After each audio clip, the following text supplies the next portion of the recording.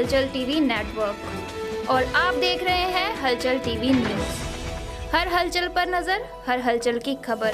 નમસ્કાર દર્શક મિત્રો, હલચલ ટીવી ન્યૂઝમાં આપનું હાર્દિક સ્વાગત છે।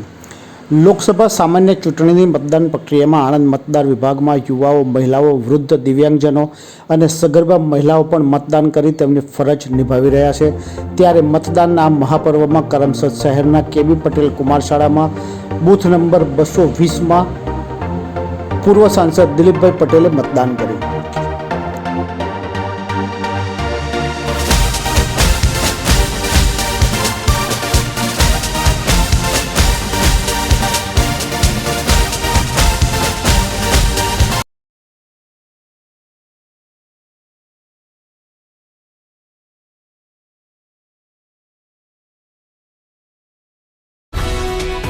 ये है हलचल टीवी नेटवर्क और आप देख रहे हैं हलचल टीवी न्यूज़। हर हलचल पर नजर, हर हलचल की खबर।